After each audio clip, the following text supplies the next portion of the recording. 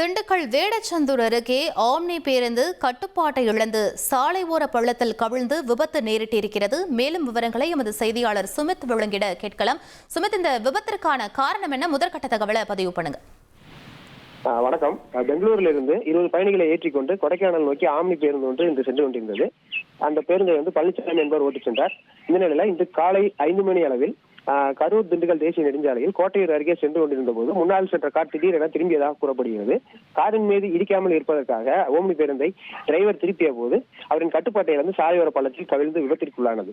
இந்த விபத்தில் பெங்களூரை சேர்ந்த பயணிகளான மகேஷ், ஐஸ்வர்யா, கிஷோர், தீபக் மற்றும் இஸ்ரேல் நாட்டைச் சேர்ந்த பெண்கள் உட்பட 14 பேர் காயமடைந்தனர். இது குறித்து தகவல் அறிந்த வேடசந்தூர் காவல்துறையினர் சம்பவ இடத்திற்கு சென்று விபத்தில் சிக்கியவர்களை 108 ஆம்புலன்ஸில் ஏற்றி சிகிச்சைக்காக வேடசந்தூர் அரசு மருத்துவமனைக்கு அனுப்பி வைத்தனர். அங்கு அவர்களுக்கு முதலுதவி சிகிச்சை அளிக்கப்பட்டு மேல் சிகிச்சைக்காக திண்டுக்கல் அரசு மருத்துவமனைக்கு அனுப்பி வைக்கப்பட்டுள்ளனர். மேலும் இந்த விபத்து குறித்து வேடசந்தூர் போலீசார் தீவிர விசாரணை நடத்தி வருகின்றனர். விவரங்களுக்கு நன்றி சுமித். 1,25,00,000 மனங்களை வென்ற தந்தி டிவி யூடியூப் சேனல். தவிர்க்க முடியாத தம்ப்நெயில்ஸ், கலக்கலான கான்டென்ட்ஸ். நீங்களும் இந்த குடும்பத்தில் இணைய இப்பவே சப்ஸ்கிரைப் பண்ணுங்க. அசுரபலம் கொண்ட எங்கள் டிஜிட்டல் கரங்களில் உங்கள் விளம்பரங்களை சேர்க்க வாட்ஸ்அப் பண்ணுங்க. 8939888378. Email advttv@dttv.in.